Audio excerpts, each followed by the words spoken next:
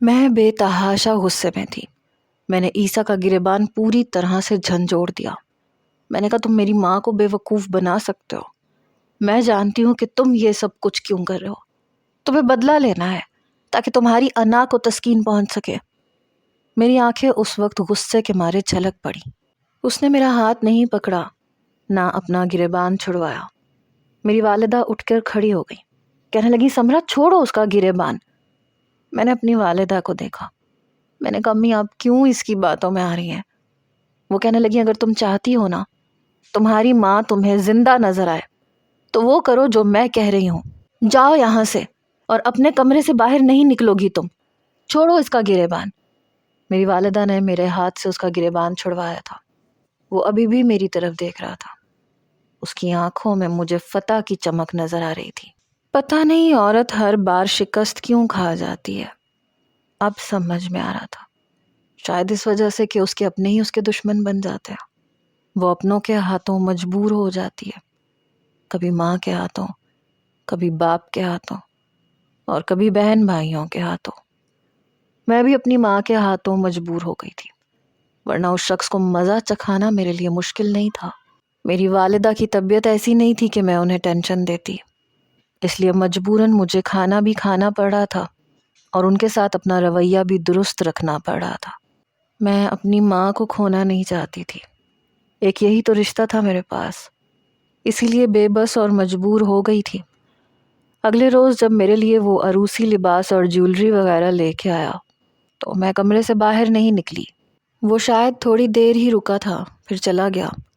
میرے کمرے میں سامان نوشین نے لا کے رکھا۔ میں نے بے دردی سے اپنے آنسو صاف کیے۔ اس نے گہری سانس لی اور میرے برابر میں بیٹھ گئی۔ کہنے لگی دیکھو جو ہوا ہے بہت غلط ہوا ہے، مجھے نہیں پتا تھا کہ تم بری طرح سے پھنس جاؤ گی۔ میں نے کہا مجھے یہ سمجھ میں نہیں آتا کہ امی نے اس کے سامنے مجھے کیوں دبا دیا۔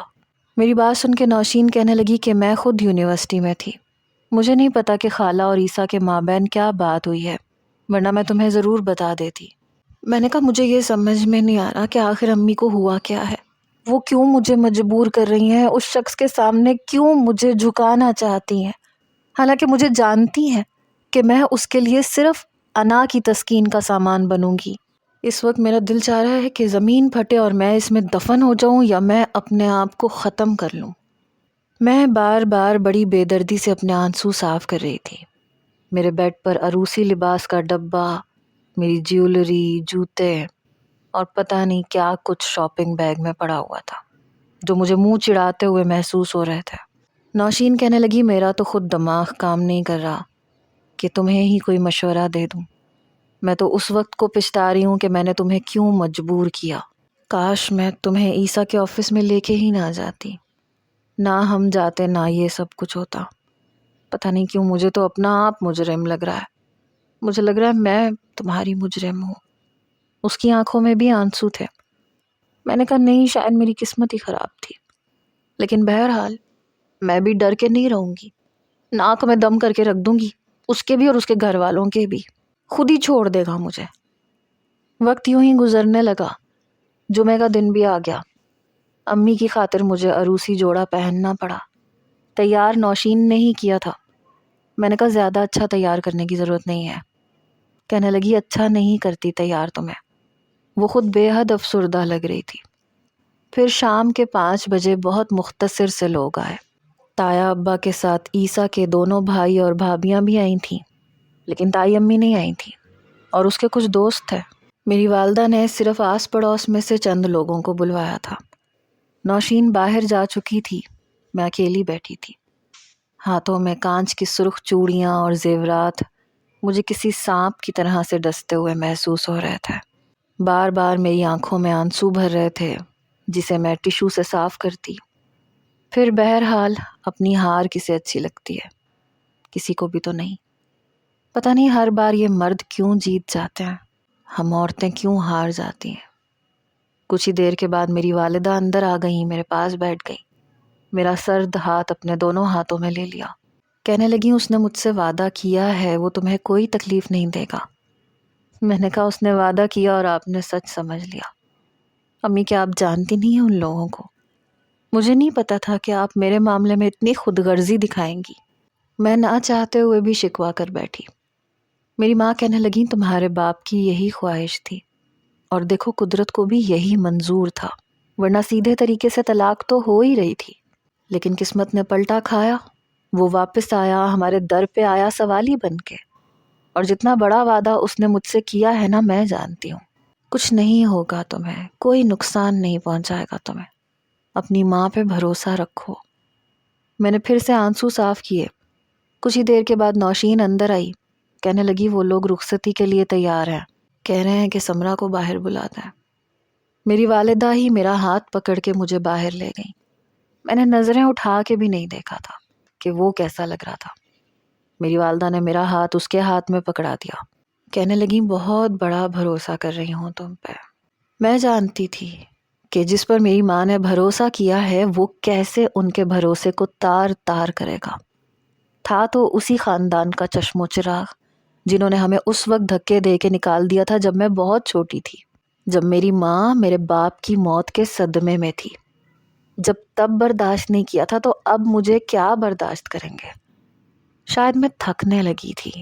مجھے لگتا تھا کہ میں ان کا مقابلہ نہیں کر پاؤں گی۔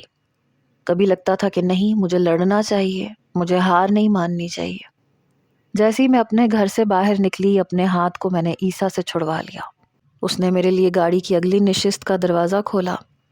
میں چپ چاپ بیٹھ گئی۔ وہ ڈرائیونگ سیٹ پہ بیٹھ چکا تھا۔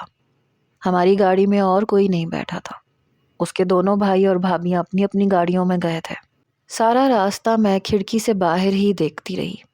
ایک دفعہ بھی میں نے اس کی طرف دیکھنے کی کوشش نہیں کی تھی، لیکن گاہے بگاہے وہ ضرور میری طرف دیکھ رہا تھا، لیکن وہ بھی کچھ بولا نہیں تھا۔ جیسے ہی اس کے بنگلے کے سامنے گاڑی کھڑی ہوئی، ہارن سنتے ہی چوکیدار نے دروازہ کھول دیا۔ کافی بڑا بنگلہ تھا۔ ایک سائڈ پہ گاڑی پارک کرنے کی جگہ تھی جہاں تقریباً 3-4 گاڑیاں بڑے آرام سے پارک ہو سکتی تھی۔ میرے لیے دروازہ بھی اسی نے کھولا تھا۔ اپنا ہاتھ میری طرف بڑھایا۔ میں نے ابھی بھی اس کی طرف دیکھا نہیں تھا اور نہ ہی اس کے بڑھے ہوئے ہاتھ پہ اپنا ہاتھ رکھا تھا، بلکہ میں خود اٹھ کے باہر آ گئی۔ اس نے گہری سانس لی۔ تب تک باقی گاڑیاں بھی بنگلے کے اندر داخل ہو گئی تھیں۔ میں جانتی تھی کہ تائی اماں کبھی بھی میرا استقبال نہیں کریں گی، اور اس کی بھابیاں بھی مجھے کوئی اہمیت نہیں دیں گی، اس لیے میں آگے قدم بڑھا کے چلنے لگی۔ تبھی تیزی سے قدم اٹھاتے وہ میرا ہاتھ پکڑ چکا تھا۔ کہنے لگا اتنی کیا جلدی ہے تمہیں؟ کچھ دیر رکو، کچھ رسمیں ہوتی ہیں، پہلی بار سسرال آئی ہو۔ میرے کان کے قریب ہو کے اس نے کہا۔ میں پیچھے ہٹ گئی۔ میں نے کہا مجھے پتا ہے میرا کیا استقبال کیا جائے گا۔ کچھ ہی دیر میں اس کی بھابیاں لاؤنج کے دروازے پہ کھڑی ہو گئیں۔ پھولوں کی پلیٹیں ملازمین سے پکڑیں۔ چہرے پہ مسکراہٹ نہیں تھی، لگ رہا تھا جیسے زبردستی سب کچھ کر رہی ہیں۔ ہمیں پھولوں کے ہار بھی پہنائے، پھول بھی پھینکے۔ جب میں اندر گئی تو تائی اماں ماتھے پہ بل ڈالے کھڑی تھی۔ میرا ہاتھ پکڑ کے عیسیٰ ہی مجھے اپنی والدہ کے پاس لے کر گیا۔ مجھ سے کہنے لگا امی کو سلام کرو۔ میں نے اپنا رخ بدل لیا۔ جب وہ ماتھے پہ بل ڈال کے میرا استقبال کریں تو میں کیوں سلام کرتی؟ تائی اماں کہنے لگیں دیکھ لیا تم نے، یہ مجھے عزت نہیں دے گی۔ عیسیٰ کہنے لگا سمرا، کچھ کہا ہے میں نے تم سے؟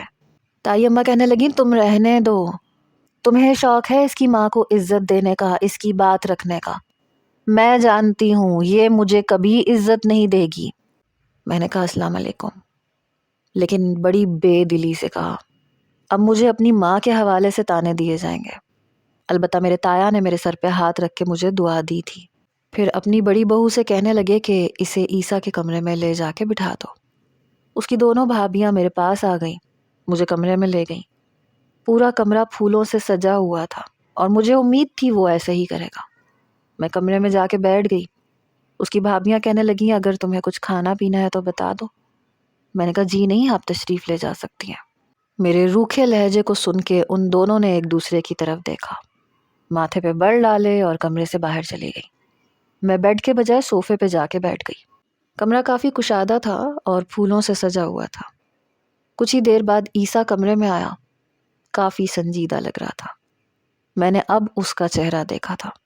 سفید رنگ کی شلوار قمیض پہن رکھی تھی۔ شاید پہلی بار میں نے اسے شلوار قمیض میں دیکھا تھا۔ اس نے مجھے صوفے پہ بیٹھے دیکھا، پھر کمرہ بند کیا، گہری سانس لی اور میرے برابر میں آ کے بیٹھ گیا۔ کہنے لگا یہاں کیوں بیٹھی ہو؟ میں نے کہا مجھے بیٹھنا بھی تمہاری مرضی سے پڑے گا، اور کیا کیا تمہاری مرضی سے کرنا پڑے گا، آج ہی بتا دو مجھے۔ وہ میری طرف ہی دیکھ رہا تھا۔ بلکہ ایسے کرو، ایک لسٹ بنا کے دے دو جس میں صبح سے لے کے شام تک مجھے کیا کیا کرنا ہوگا وہ تفصیل سے لکھا ہوا ہو۔ اسی لیے تو لائے ہو تم مجھے یہاں پہ، تاکہ سب کے سامنے مجھے جھکاؤ، سب کا غلام بناؤ، تاکہ جو نفرت میری ماں کے لیے اس گھر کے مکینوں کے دلوں میں بسی ہوئی ہے اس کا بدلہ مجھ سے لے کے انہیں سکون مل سکے۔ میں نے بھی لحاظ نہیں کیا تھا۔ وہ کہنے لگا اگر مجھے یہ سب کچھ کرنا ہوتا تو میں تمہیں اسی وقت رخصت کروا کے لے آتا جب چچی خود یہاں آئی تھی اور رخصتی کے لیے کہہ رہی تھی۔ میں نے کہا تب میں تمہارے لیے انا کا مسئلہ نہیں تھی نا، اب ہوں۔ سمرا، فی الحال میرا بک بک سننے کا موڈ بالکل بھی نہیں ہے۔ اس کی بات سن کے میں استہزائیہ مسکرائی۔ ہاں، تمہارا کس چیز کا موڈ ہے اس کمرے کی سجاوٹ دیکھ کے مجھے اندازہ ہو رہا ہے۔ میں نے کمرے کی طرف دیکھتے ہوئے کہا تمہارے لیے ہی دیکھو دلہن بن کے آئی ہوں، تاکہ تمہیں اچھی لگ سکوں، آج کی رات تمہاری یادگار بنا سکوں۔ چلو بتاؤ، تمہارا دل بہلانے کے لیے مجھے کیا کیا کرنا چاہیے، کیونکہ میں تو تمہاری کنیز ہوں، غلام ہوں تمہاری۔ تم نے احسان جو کیا ہے مجھ پہ اور میرے مرحوم باپ پہ، اس کی یتیم لاوارث بیٹی کو بے سہارا نہیں چھوڑا، اسے عزت دے کے اپنے گھر میں لے کے آئے، اور اب یہ احسان مجھ پہ اس گھر کے سب فرد جتائیں گے بھی۔ میں شاید اپنا ضبط کھو چکی تھی، اس لیے رونے لگی۔ میری آنکھوں سے آنسو بہہ رہے تھے۔ سمرا، ایسا کچھ بھی نہیں ہے، پلیز کچھ دیر کے لیے چپ ہو جاؤ، سچ میں میرے سر میں بہت درد ہے۔ وہ دھیرے سے بولا تھا۔ اوہ ہاں، تم آج یہ سب تھوڑی نہ سننا چاہتے ہوگے، تم تو کچھ اور سننا چاہتے ہوگے۔ بتاؤ کیا سناؤں تمہیں؟ میں ساتھ ساتھ اپنے آنسو صاف کر رہی تھی۔ وہ بڑے تعجب سے مجھے دیکھ رہا تھا۔ آئی لو یو کہہ دیتی ہوں تمہیں، ظاہر سی بات ہے آج کی رات تو تم مجھ سے یہی سننا چاہو گے نا، آج کی رات تو تمہیں رنگین کرنی ہوگی نا۔ میں نے اس کا ہاتھ پکڑا اور کھڑی ہو گئی۔ آؤ نا یہاں بیڈ پہ بیٹھو، شرماؤ مت، تمہارا ہی کمرہ ہے۔ اسے بیڈ پہ بٹھا کے میں اس کے سامنے بیٹھ گئی۔ سمرا، یہ کیا کر رہی ہو تم؟ جاؤ جا کے چینج کرو، مجھے تم اپنے حواسوں میں نہیں لگ رہی ہو۔ میں نے کہا کیوں چینج کروں؟ آج کی رات تو یہ سب تم کرو گے، بڑے ارمان ہوں گے تمہارے۔ میں اس کے سامنے بیٹھ گئی۔ چلو شروع ہو جاؤ، اتارو میرے زیورات، اور ایسے کرنا چینج بھی مجھے تم کروانا، تاکہ تمہاری کوئی حسرت باقی نہ رہے۔ میں مسلسل روئے جا رہی تھی، ساتھ ساتھ اپنے آنسو صاف کر رہی تھی اور بولے جا رہی تھی۔ چلو نا، اتارو میرا دوپٹہ، دکھاؤ اپنی مردانگی، کم آن کس می۔ میں نے اس کے ہاتھ پکڑے اور اپنے کندھوں پہ رکھ دیے، مگر وہ ایک دم پیچھے ہٹا، پھر فوراً بیڈ سے کھڑا ہو گیا۔ میں شاید واقعی اپنے حواسوں میں نہیں تھی، کیونکہ میری حالت دیکھ کے وہ بھی گھبرا گیا تھا۔ میں نے کہا کھڑے کیوں ہو گئے، آؤ گلے لگاؤ مجھے، تمہاری حوث کا سامان ہوں میں، مجھے شوق سے استعمال کرو عیسیٰ فرقان، اپنی انا کو تسکین دو۔ میں اس کے سامنے کھڑی ہو گئی، اپنا دوپٹہ بھی اتار کے میں نے دور پھینک دیا۔ میں روئے جا رہی تھی، بولے جا رہی تھی، آؤ نا کرو اپنی خواہش پوری، کر کیوں نہیں رہے ہو؟ وہ پیچھے ہٹ گیا۔ سمرا فار گاڈ سیک، ہوش میں آؤ، سمجھی؟ لیکن میں اس کے ہاتھ پکڑ کے اپنے چہرے پہ لگانے لگی۔ چلو شروع کرو اپنی منمانیاں۔ وہ اپنے ہاتھ مجھ سے چھڑوا چکا تھا، لیکن میں اس کے قریب ہونے لگی، اس کے گلے لگ گئی۔ چلو میں اسٹارٹ کرتی ہوں۔ میں نے جیسے اس کی شرٹ کے بٹن کھولنے شروع کیے، وہ اپنا آپ مجھ سے چھڑوا کے پیچھے ہٹا۔ میں اپنا چہرہ دونوں ہاتھوں میں چھپا کے پھوٹ پھوٹ کے رونے لگی۔ میں وہیں گھٹنوں کے بل بیٹھ گئی۔ سمرا، سمرا، مجھے تم سے کوئی بدلہ نہیں لینا، نہ میں نے تم سے بدلے کے لیے شادی کی ہے۔ تم اس وقت اپسٹ ہو، اس لیے ایزی ہو کے آرام کر سکتی ہو۔ اس نے مجھے چپ نہیں کروایا تھا۔ جب میں رو دھو کے ہلکی ہو گئی، اپنے ہاتھ چہرے سے ہٹائے تو وہ کمرے میں نہیں تھا۔ میں اٹھ کے کھڑی ہو گئی، اپنے زیورات بے دلی سے اتار کے ڈریسنگ ٹیبل پہ پھینک دیے۔ نہ اسے دراز میں سنبھالنے کی ہوش کی، نہ مجھے پرواہ تھی۔ کمرے میں سجے ہوئے پھولوں کو میں نے بگاڑ کے رکھ دیا تھا، بلکہ پورے کمرے کا ہی حشر بگاڑ دیا تھا۔ پھر اپنے کپڑے تبدیل کیے۔ میرا کمرہ اوپر کے پورشن میں تھا۔ اپنے کپڑے تبدیل کر کے جب میں بیڈ پہ لیٹی تو مجھے احساس ہوا کہ کمرے میں ایک گیلری بھی ہے، اور وہ شاید وہیں تھا، کیونکہ کچھ آہٹوں کی آواز وہیں سے آ رہی تھی۔ میں سو چکی تھی، فروری کا موسم تھا، اور کمرے میں جب میں لیٹی تو کوئی بھی کمبل یا کمفرٹر موجود نہیں تھا، لیکن جب میری آنکھ کھلی تو میرے اوپر کمفرٹر ڈالا ہوا تھا۔ میں نے کروٹ بدل کے دیکھا تو وہ صوفے پہ لیٹا ہوا تھا۔ اس کا قد کافی اونچا لمبا تھا، اس لیے ٹانگیں صوفے پہ ٹھیک سے نہیں آ رہی تھی۔ ایک بے چینی کے تاثرات اس کے چہرے پہ تھے۔ شاید وہ کبھی صوفے پہ سویا نہیں تھا، یا پھر اسے پھیل کے سونے کی عادت تھی، کیونکہ اپنی ٹانگیں پھیلانے کی کوشش کر رہا تھا لیکن بری طرح سے ناکام ہو رہا تھا، اس لیے اس کے چہرے پہ ناگواری کے تاثرات چھائے ہوئے تھے۔ ماتھے پہ بل تھے، کبھی سر کے نیچے لیا ہوا کشن اٹھا کے اپنے منہ پہ رکھ لیتا تھا، کبھی دوبارہ اپنے سر کے نیچے رکھ لیتا تھا، کبھی ٹانگیں سکوڑ لیتا تھا، لیکن مجھے اس کی حالت پہ ترس نہیں آ رہا تھا، کیونکہ اس نے بھی مجھ پہ ترس نہیں کھایا تھا۔ شاید میرے پاگل پن کو دیکھ کے وہ ڈر گیا تھا، گھبرا گیا تھا، اس لیے مجھے کچھ نہیں کہا، ورنہ وہ ایسا شخص تو نہیں تھا کہ مجھے بخش دیتا۔ بہرحال میں دوبارہ سے کروٹ بدل کے لیٹ گئی، آنکھیں بند کر لیں، اور کچھ دیر میں دوبارہ سو بھی گئی۔ صبح 11 بجے مجھے ایسا لگا جیسے کسی نے میرا بازو ہلایا۔ میں نے آنکھیں کھول کے دیکھا، وہ کہنے لگا اٹھ جاؤ، کافی دیر ہو گئی ہے، باہر سب ناشتے پہ تمہارا انتظار کر رہے ہیں۔ میں اٹھ کے بیٹھ گئی، اپنے بالوں کو سمیٹ کے جوڑا بنانے لگی۔ میں نے کہا میرا انتظار کس نے کرنا ہے؟ میری بات سن کے وہ میرے پاس بیٹھ گیا۔ میں نے جلدی سے اپنی ٹانگیں پیچھے کر لیں اور تھوڑا سا پیچھے کھسک گئی۔ کہنے لگا میں نے سب کو سمجھایا ہے، تمہیں یہاں کوئی بھی کسی بھی قسم کی تکلیف نہیں دے گا۔ میں نے کہا ہاں، تائی اماں کا خوشگوار موڈ تو میں کل رات کو ہی دیکھ چکی تھی۔ واقعی تم نے بہت اچھا سمجھایا ہے۔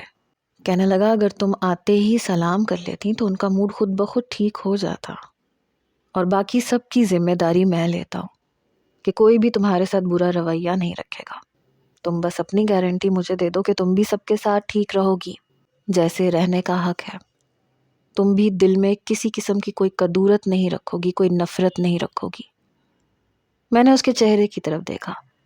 میں نے کہا ویسے یہ اتنا اچھا ہونے کی اداکاری کر رہے ہو، تمہارا اصل روپ میں دیکھ چکی ہوں، خدا کے لیے اپنے اسی روپ کے ساتھ میرے سامنے آؤ تو مجھے برا نہیں لگے گا۔ یہ بناوٹی باتیں اور اس قسم کی لگی لپٹی مجھے بہت زہر لگتی ہے۔ کہنے لگا میں تمہیں یقین تو نہیں دلا سکتا، اور نہ ہی تم کرو گی، کیونکہ تم بہت بدگمان ہو، میں بھی بہت تھا، لیکن میں نے محبت تم سے سچی کی تھی۔ یہ الگ بات ہے کہ نوشین سمجھ کے کی تھی۔ میں نے کہا تب بھی تمہاری چال شامل تھی، تم مجھے طلاق دے کے میرے ہی گھر میں نوشین کا رشتہ لانا چاہتے تھے۔ تمہارے سارے الفاظ میرے دل پہ پتھر کی لکیر کی طرح لکھے ہوئے ہیں جو تم نے مجھ سے کہے تھے۔ اس نے گہری سانس لی، کہنے لگا یہ سب باتیں بعد کی ہیں، چلو پہلی ملاقات سے شروع کرتے ہیں۔ پہلی ملاقات میں تم دونوں کے نام جاننے سے پہلے ہی تم مجھے اچھی لگی تھی، بہت الگ سی۔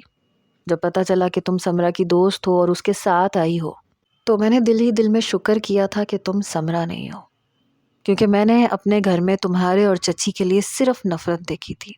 تو ظاہر سی بات ہے کہ مجھے بھی ایسا کوئی لگاؤ نہیں تھا، لیکن اگر تم سچ کہہ دیتی میں تب بھی شاید تمہیں طلاق نہیں دیتا، بلکہ کنفرم نہیں دیتا، کیونکہ پہلے میں نے تمہیں دیکھا ہی نہیں تھا، اس لیے مجھے فرق نہیں پڑتا تھا۔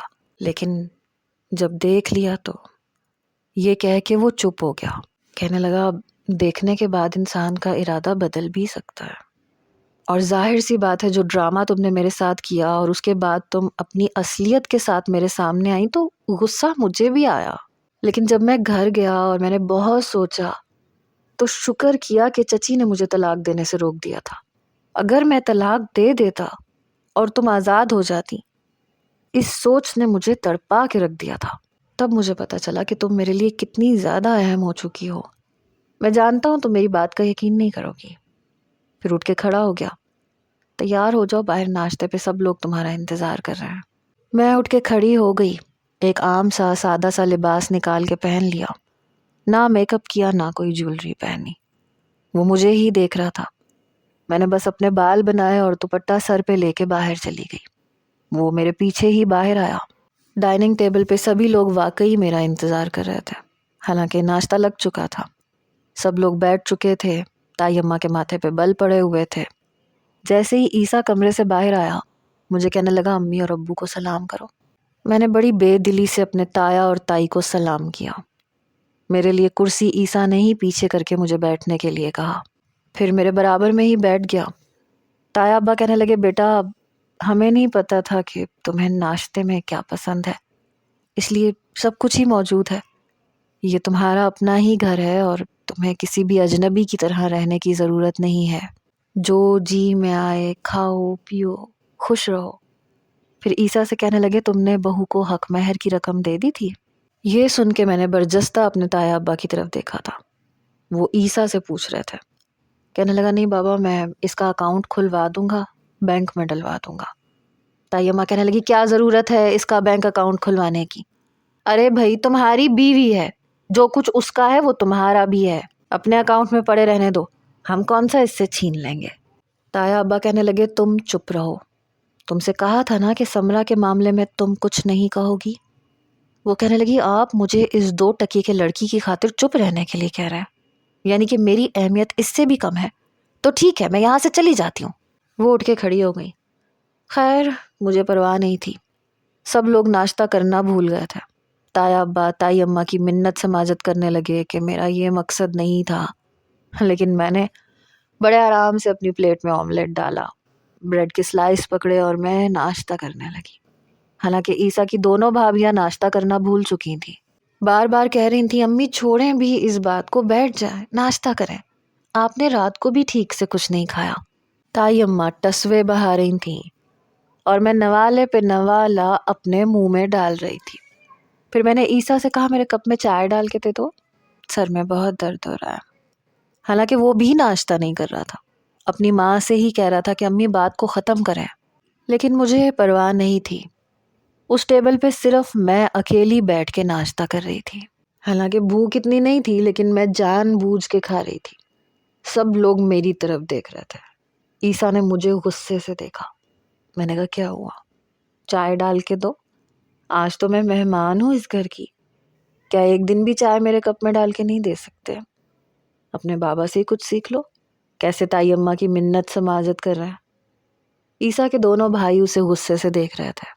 ہاں البتہ وہ نظریں چرا گیا تھا، لیکن دوبارہ سے تائی کو روکا بھی نہیں۔ وہ تن فن کرتی اپنے کمرے میں چلی گئی۔ عیسیٰ کا بڑا بھائی موسیٰ کہنے لگا فری تم ناشتہ لے کے امی کے کمرے میں جاؤ اور پلیز انہیں ناشتہ کروا دینا، تمہیں پتہ ہے نا ناشتے کے بعد انہوں نے میڈیسن بھی کھانی ہوتی ہے۔ وہ فوراً سے کھڑی ہو گئی، ایک ٹرے میں ناشتہ ڈال کے کمرے میں لے گئی۔ دوسرا بھائی یحییٰ بھی وہیں بیٹھا تھا، بڑے غصے سے ہم دونوں کو دیکھ رہا تھا، کیونکہ عیسیٰ میرے کپ میں چائے ڈال رہا تھا۔ شاید اسے یہ بات پسند نہیں آ رہی تھی۔ عیسیٰ نے چائے کا کپ میرے سامنے رکھ دیا۔ میں نے کہا 2 چمچ چینی۔ کہنے لگا کتنے چمچ؟ یا شاید اسے یقین نہیں آ رہا تھا۔ میں نے کہا 2 چمچ چینی، مجھے چائے میں میٹھا بہت تیز پسند ہے، آئندہ یاد رکھنا کل نہیں بتاؤں گی۔ یہ سن کے وہ 2 چمچ بھر کے میرے کپ میں چینی ڈال چکا تھا، پھر اسے مکس کیا، چمچ ایک سائڈ پہ رکھ دیا۔ اب اس کی بھابھی بھی تھوڑا تھوڑا ناشتہ کر رہی تھی، البتہ تایا ابا نے صرف چائے پی اور کنکھیوں سے ہم دونوں کو ہی دیکھ رہے تھے۔ عیسیٰ چپ چاپ چائے پی رہا تھا، کہنے لگا ناشتہ کر کے کمرے میں آؤ۔ سب کے موڈ خراب تھے، کسی نے بھی ڈھنگ سے ناشتہ نہیں کیا تھا۔ میں نے کہا اچھا ٹھیک ہے آ جاؤں گی کمرے میں۔ کیا ہو گیا؟ میرے اونچے لہجے پہ وہ مجھے گھور کے رہ گیا۔ اب میں نے بھی جان بوجھ کے اپنا لہجہ دھیما نہیں کیا تھا، بلکہ بلند ہی رہنے دیا تاکہ اس کے گھر والے بھی سنیں۔ ناشتہ کر کے میں اپنے کمرے میں چلی گئی۔ کچھ دیر بعد عیسیٰ کمرے میں آیا، دروازہ بند کر کے کہنے لگا یہ کیا حرکتیں کی ہیں تم نے؟ میں نے کہا اب میں نے کیا کر دیا؟ کہنے لگا ہمارے ہاں بیویاں شوہر کے سامنے ناشتہ پیش کرتی ہیں۔ میں نے کہا تو اگر شوہر بیوی کو کپ میں چائے ڈال کے دے دے تو کیا بہت بڑا جرم ہو جاتا ہے؟ کہنے لگا آج تک میری بھابھیوں نے تو ایسا نہیں کیا۔ میں نے کہا انہوں نے لو میرج نہیں کی نا، تم نے تو کی ہے۔ اگر لو میرج کی ہے تو تمہیں تو یہ سب کرنا پڑے گا نا۔ آخر اپنی محبت سے شادی کر کے تم بیوی لے کے آئے ہو، تو بھائیوں سے زیادہ بیوی کے نخرے ناز نخرے اٹھاؤ گے نا، یہ تو میرا حق ہے۔ اور تم نے سنا نہیں تایا ابا نے کیا کہا تھا کہ تمہارا گھر ہے، جیسے چاہے رہو کھاؤ پیو۔ تو اپنے گھر میں تو میں ایسے ہی کرتی ہوں، اب میرا گھر ہے تو اپنی مرضی سے رہوں گی نا، شوہر بھی تم میرے ہو، اپنا کام تو میں تمہیں کہہ سکتی ہوں، مجھے تو اس میں کوئی حرج والی بات نظر نہیں آتی۔ اور پھر میں بھی تو تمہاری باتیں مان رہی ہوں نا۔ اب دیکھو تمہارے ایک بار کہنے پہ میں نے تائی اماں کو سلام بھی کیا اور تایا ابا کو بھی، حالانکہ موڈ میرا بالکل بھی نہیں تھا۔ بڑے غور سے وہ میری باتیں سن رہا تھا، کہنے لگا آج کے بعد ناشتہ خود کرنا، آج تو میں نے چائے تمہیں ڈال کے دے دی تھی لیکن میں کل نہیں دوں گا، اور ہر گھر کے کچھ طور طریقے ہوتے ہیں اور انہیں فالو کرنا چاہیے۔ اگر میں شرافت سے پیش آ رہا ہوں تو میری شرافت کا ناجائز فائدہ مت اٹھاؤ، میں بہت اچھا انسان نہیں ہوں۔ میں نے کہا بہت شکریہ مجھے بتانے کا کہ تم کتنے برے انسان ہو، اگر نہ بھی بتاتے تو بھی مجھے پتا تھا۔ میں رات سے یہی سوچ رہی تھی کہ تم اتنا صبر کیوں کر رہے ہو۔ ہاں شاید مرد تب تک صبر سے کام لیتا ہے، عورت کی باتیں برداشت کرتا ہے جب تک اس کا مطلب پورا نہیں ہو جائے۔ اصل روپ تب نظر آتا ہے جب مطلب پورا ہو جائے، اس کے دماغ پہ چھایا وہ فتور اتر جائے، پھر پتہ چلتا ہے کہ وہ کیسا مرد ہے۔ جب تک اس کی پسندیدہ عورت مکمل دسترس میں نہ آ جائے تب تک وہ اس عورت کے ناز نخرے اٹھانے پہ مجبور ہوتا ہے، ہاں اس کے بعد اپنی اصل اوقات دکھاتا ہے۔ کہنے لگا اگر تم چاہو تو میں تمہارے ساتھ ہمیشہ ٹھیک رہ سکتا ہوں، کیونکہ یہ عورت پہ بھی ڈیپینڈ کرتا ہے۔ اگر میں لحاظ کر رہا ہوں، ضبط سے کام لے رہا ہوں، تو کوشش کرو کہ میرے ساتھ اتنا اچھا رہو کہ میں یہ رویہ تمہارے ساتھ ہمیشہ رکھوں، کیونکہ پہلا تھپڑ عورت اپنی زبان کی وجہ سے کھاتی ہے، اور ایک مرتبہ اگر مرد کا ہاتھ اٹھ جائے نا تو پھر اٹھتا ہی رہتا ہے۔ میرے خیال سے مجھے اس سے زیادہ تمہیں اور کچھ بھی بتانے کی ضرورت نہیں ہے، کافی سمجھدار ہو تم۔ بڑی سنجیدگی سے اور بڑے غصے سے کہہ کے وہ کمرے سے باہر چلا گیا۔ میں جانتی تھی اتنا اچھا تو ہے نہیں جتنا اچھا کل سے بننے کی کوشش کر رہا ہے، اور اب اس کا یہ اچھا پن آہستہ آہستہ ختم ہو رہا تھا۔ کچھ ہی دیر میں عیسیٰ کی بھابھی فری میرے کمرے میں آئی، کہنے لگی تمہارے ولیمے کا جوڑا الماری میں ہے، ڈرائیور کے ساتھ پارلر چلی جاؤ، امی کی طبیعت ٹھیک نہیں ہے اور رات کو ولیمہ بہت بڑے ہال میں کیا جانا ہے، تو میں تمہارے ساتھ نہیں جا سکتی، اور بینش ویسے بھی امید سے ہے وہ بھی نہیں جائے گی۔ میں نے کہا ٹھیک ہے میں چلی جاؤں گی۔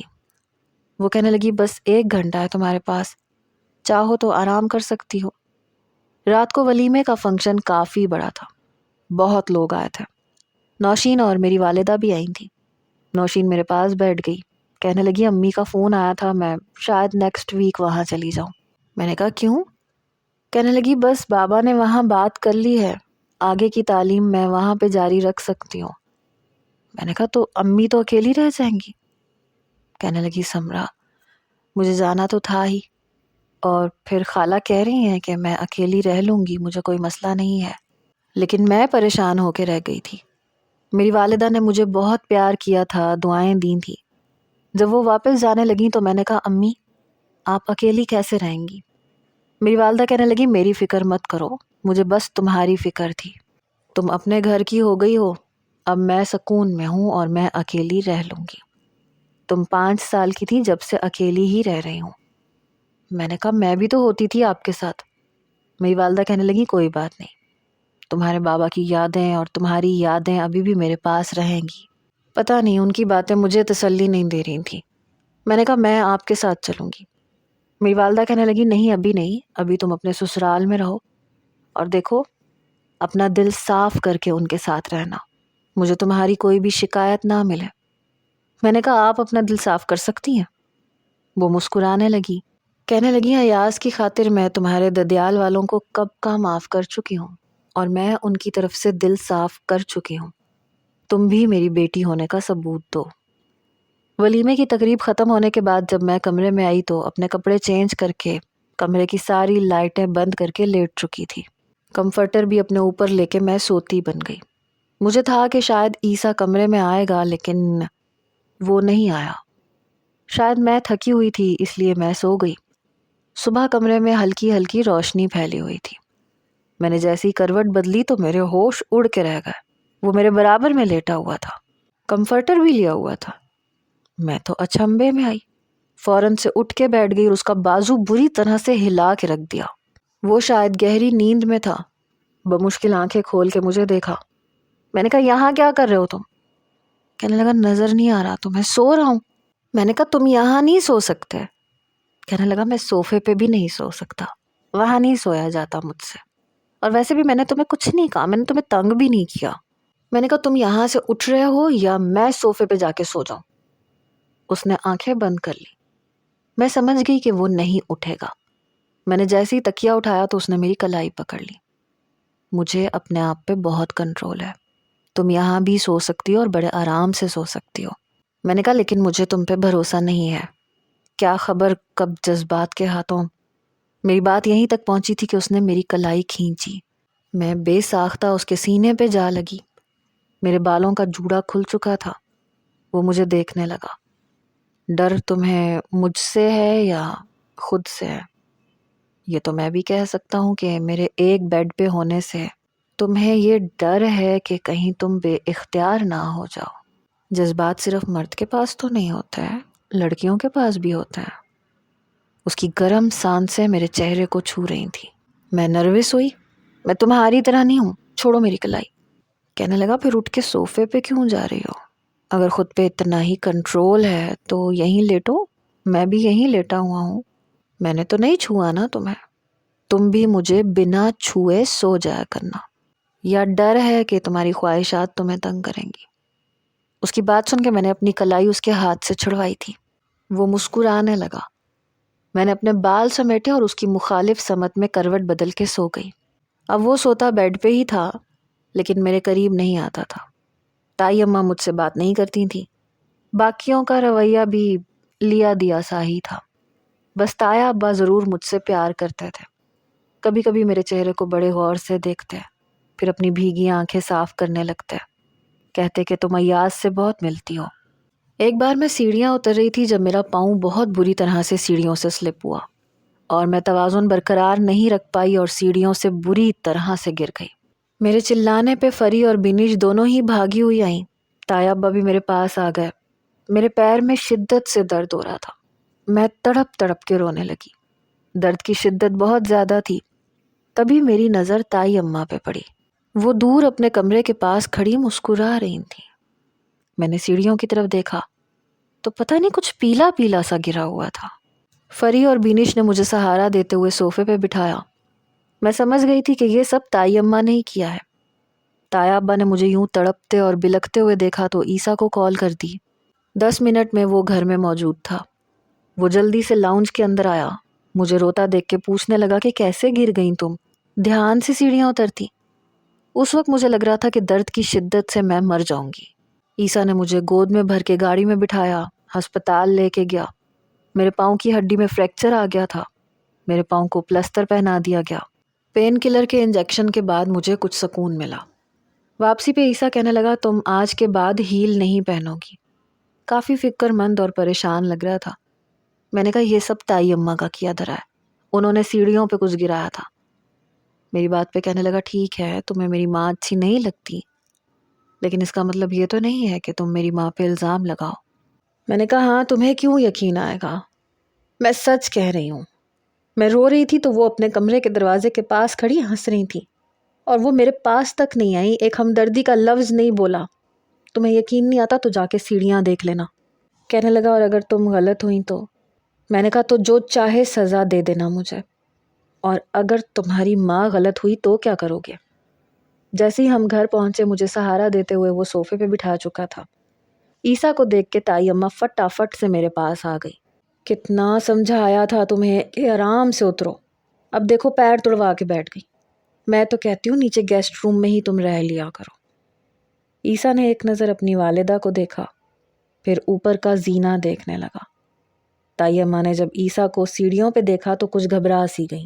اس نے اپنا ہاتھ سیڑھی پہ پھیرا اور پھر اپنا ہاتھ دیکھنے لگا، پھر اپنی والدہ کی طرف دیکھنے لگا۔ کہنے لگا یہ تیل کس نے گرایا تھا سیڑھیوں پہ؟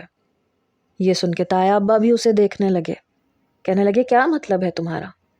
کہنے لگا سمرا یوں ہی نہیں گری ہے، اسے گرایا گیا ہے۔ بتائیں کس نے تیل گرایا تھا سیڑھیوں میں؟ اس کا پاؤں اس تیل کی وجہ سے سلپ ہوا ہے۔ تائی اماں کا تو ایک رنگ آ کے گزر گیا۔ وہ تائی اماں کے سامنے جا کے کھڑا ہو گیا۔ کہنے لگا کیا چاہتی ہیں آپ امی؟ اگر آپ کو سمرا اچھی نہیں لگتی تو آپ بے شک اس سے بات نہ کریں، میں آپ سے پہلے ہی کہہ چکا تھا۔ سمرا کے ساتھ اس گھر میں کوئی بھی زیادتی نہیں ہوگی، اور اگر کسی نے کرنے کی کوشش کی تو وہ مجھ سے بھی ہاتھ دھو بیٹھے گا۔ میں اسے لے کے چلا جاؤں گا بالکل اسی طرح جیسے ایاز چچا چلے گئے تھے یہاں سے۔ تایا ابا بھی تائی اماں کو گھورنے لگے۔ کہنے لگے رفت بیگم تم کب بدلو گی؟ تائی اماں کہنے لگی اس لڑکی کی وجہ سے میری بھتیجی اس گھر میں نہیں آئی، جب میں اسے دیکھتی ہوں میرا جی جلتا ہے۔ عیسیٰ کہنے لگا تو پھر ٹھیک ہے میں چلا جاتا ہوں یہاں سے۔ تائی اماں کہنے لگی تم کیوں جانے لگے؟ اچھا خاصا تم اسے چھوڑ آئے تھے، پتہ نہیں کیوں تم اس کو اس گھر پہ لے آئے ہو۔ اس بار عیسیٰ بڑے غصے سے دھاڑ کے بولا۔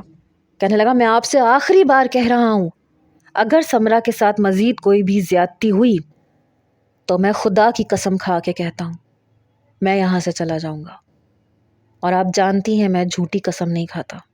یہ سن کے تائی اماں کا رنگ اڑا تھا۔ یہ کہنے کے بعد عیسیٰ نے مجھے سہارا دیا اور کمرے میں لے گیا۔ میں نیچے گیسٹ روم میں ہی تھی۔ مجھے احتیاط سے بیڈ پہ لٹا کے کہنے لگا آئی ایم سوری، امی نے جو کچھ کیا ہے اچھا نہیں کیا، اور اگر امی باز نہیں آئیں تو میں واقعی انہیں نہیں چھوڑوں گا، میں تمہیں الگ گھر میں رکھوں گا۔ پتہ نہیں کیوں پہلی بار مجھے اس کی بات اور اس کے رویے پہ حیرت ہوئی تھی۔ ایک ملازمہ تھی جو ہر وقت میرا خیال رکھنے کے لیے کمرے میں موجود رہتی تھی، البتہ رات کو عیسیٰ بھی وہیں سوتا تھا گیسٹ روم میں، حالانکہ اسے اپنے کمرے کے علاوہ کہیں نیند نہیں آتی تھی۔ میں نے اس سے کہا بھی کہ ملازمہ میرے پاس سو جایا کرے گی، تم چاہو تو اپنے کمرے میں سو سکتے ہو۔ کہنے لگا نہیں، اس وقت تمہیں سب سے زیادہ میری ضرورت ہے۔ 8 دن گزر گئے تھے اور 8 دن ابھی باقی تھے۔ اس کے بعد میرے پاؤں کا پلستر اترنا تھا۔ اس نے مجھے لوہے کا ایک واکر اسٹینڈ لا کے دیا جس کے سہارے میں چل کے واش روم تک چلی جاتی تھی۔ ابھی بھی ملازمہ میرا سر دھلوا کے مجھے باہر لے کے آئی تھی۔ وہ ہیئر ڈرائر سے میرے بال سکھانے لگی تو کمرے کا دروازہ کھلا۔ عیسیٰ اندر آیا۔ وہ ابھی آفس سے واپس آیا تھا۔ ملازمہ سے کہنے لگا جاؤ تم جا کے کھانے کی تیاری کرو۔ وہ چلی گئی تو ڈریسنگ ٹیبل سے ہیئر ڈرائر پکڑ کے میرے بالوں کو خشک کرنے لگا۔ میں نے کہا میں خود کر لوں گی، آپ رہنے دیں۔ کہنے لگا کیوں؟ میں کیوں نہیں کر سکتا؟ کبھی میرے پاؤں میں اکڑ سی ہونے لگتی تھی تو فٹافٹ سے میرے پاؤں دبانے لگتا، حالانکہ میں اسے روک دیتی تھی۔ تو کہتا کیوں، کیا ہوا؟ اگر یہی چوٹ مجھے لگتی تو کیا تم میرا خیال نہ رکھتی؟ میں نے کہا میں تو نہ رکھتی، مجھے کیا ضرورت پڑی خیال رکھنے کی۔ کہنے لگا تو کیا کرتی؟ شکر کرتی کہ اچھا ہوا اس کی ٹانگ ٹوٹ گئی۔ یہ کہہ کے خود ہی ہنسنے لگتا۔ اس نے ویسا کچھ بھی نہیں کیا تھا جیسا میں نے سوچا تھا، اور ایسا کیوں نہیں کیا تھا یہ میری سمجھ میں نہیں آ رہا تھا۔ رات کو اگر میں اٹھ کے واش روم جاتی تو وہ بھی اٹھ کے بیٹھ جاتا۔ واش روم کا دروازہ لاک مت کرنا، حالانکہ مجھے عجیب بھی لگتا تھا، لیکن وہ نیند کے باوجود جاگتا رہتا تھا جب تک میں دوبارہ بیڈ پہ آ کے لیٹ نہیں جاتی تھی۔ میرا پاؤں ٹھیک ہو چکا تھا۔ وہ مجھے میری والدہ کے گھر بھی لے کے گیا۔ 2 دن میں اپنی والدہ کے پاس ہی رہی۔ وہ پہلے سے کافی کمزور لگ رہی تھی۔ میں پوچھتی تھی تو کہتی تھی کہ نہیں میں بالکل ٹھیک ہوں۔ بس مجھ سے یہی کہتی تھی کہ عیسیٰ کو پریشان مت کیا کرو، اس کے ساتھ اچھے سے رہا کرو، وہ بہت اچھا لڑکا ہے، وہ بالکل تمہارے باپ جیسا ہے۔ اب تو میرا دل بھی اس بات کا قائل ہونے لگا تھا۔ ایک بار مجھے بخار ہو گیا، میں ڈرائیور کے ساتھ ہاسپٹل گئی تو میں نے وہاں عیسیٰ کو دیکھا۔ وہ ایک لیڈی ڈاکٹر کے کمرے سے باہر نکل رہا تھا۔ شاید اس نے ڈرپ لگوائی تھی کیونکہ اس کے ہاتھ پہ روئی تھی، اور ساتھ میں سنی پلاسٹ بھی لگا ہوا تھا۔ پتہ نہیں وہ ڈاکٹر سے کیا باتیں کر رہا تھا، مجھے کچھ عجیب سا لگا۔ کیا اسے کوئی بیماری تھی؟ میں تیز تیز قدموں سے چلتی ہوئی اس کے پاس جانے لگی تو مجھے دیکھ کے اس کے چہرے کی رنگت اڑی۔ کہنے لگا تم یہاں کیا کر رہی ہو؟ میں نے کہا مجھے فیور تھا اس لیے آئی تھی۔ کہنے لگا کیسے ہو گیا؟ میں نے اس کا ہاتھ پکڑا۔ میں نے کہا یہ کیا ہوا ہے تمہیں؟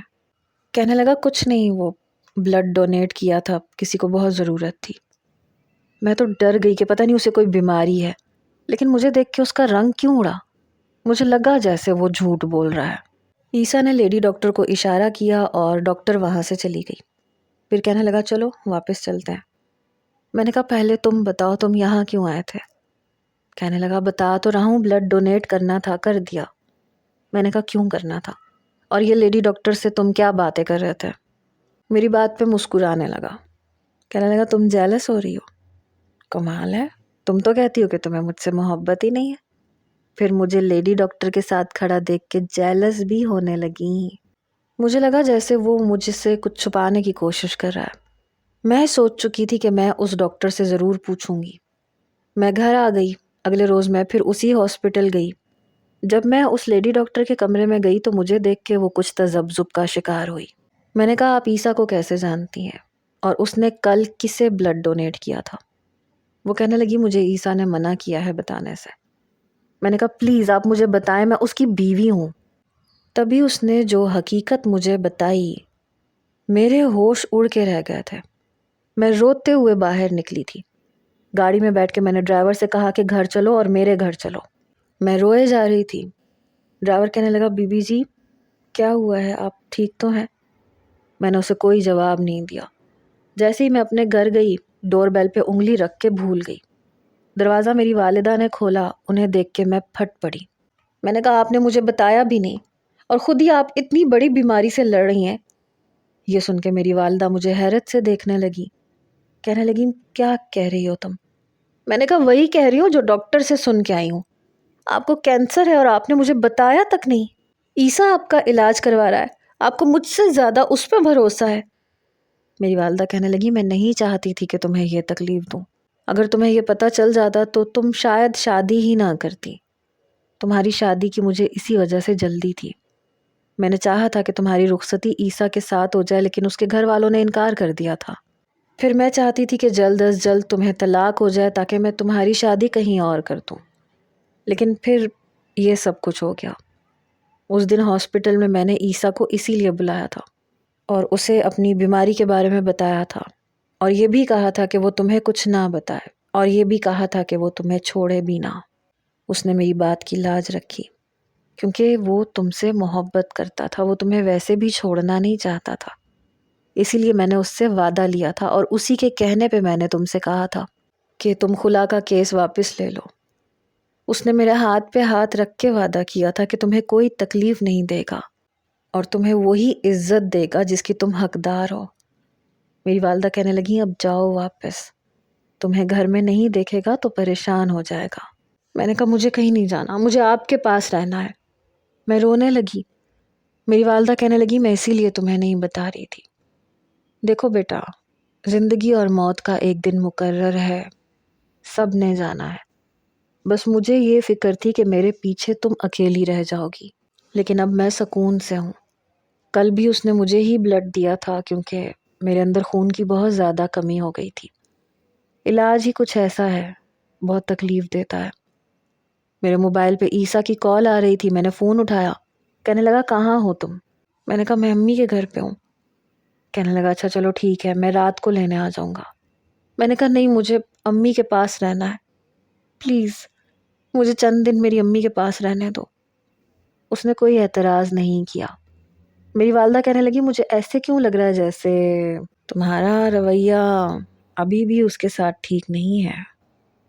میں نظریں چرانے لگی۔ کہنے لگی مجھ سے وعدہ کرو تم اپنے باپ کے قائم کردہ رشتے کو بہت محبت سے نبھاؤ گی، عیسیٰ کے ساتھ بھی اور اپنے تایا تائی کے ساتھ بھی۔ میں نے اپنی والدہ سے وعدہ کر لیا تھا، لیکن اس رات کی صبح میری والدہ کے لیے نہیں ہوئی۔ میں ان کے ساتھ ہی لگ کے سو رہی تھی، لیکن صبح مجھے ایسے لگا جیسے میں کسی بے جان وجود کے ساتھ لیٹی ہوں۔ میں بری طرح سے گھبرا گئی۔ جب اپنی والدہ کو دیکھا تو ان کی آنکھیں کھلی ہوئی تھیں، چہرہ مسکرا رہا تھا۔ میں نے امی امی پکارا لیکن وہ ہل نہیں رہی تھی۔ میں رونے لگی۔ میرے رونے کی آواز پہ آس پڑوس کے لوگ گھر پہ آ گئے اور پھر سب کو ہی خبر ہوتی چلی گئی۔ عیسیٰ جب پہنچا تو میں اس کے ساتھ لگ کے بے تحاشا رونے لگی۔ میں نے کہا تم نے مجھے بتایا کیوں نہیں بتایا مجھے؟ کہنے لگا چچی نے وعدہ لیا تھا۔ میں اب سمجھی تھی کہ وہ کیوں اتنی ضبط سے کام لے رہا تھا۔ میں واپس گھر تو آ گئی تھی لیکن میں چپ چپ رہنے لگی۔ لیکن وہ میرا بہت خیال رکھتا تھا۔ میں روتی تو میرے آنسو صاف کرتا تھا۔ تائی اماں بھی اب چپ سی ہو گئی تھی، مجھے کچھ نہیں کہتی تھی۔ ایک بار میں لیٹی ہوئی تھی اور وہ میرے سر میں انگلیاں پھیر رہا تھا کہ میں سو جاؤں، خود بھی آنکھیں بند کر کے لیٹا ہوا تھا۔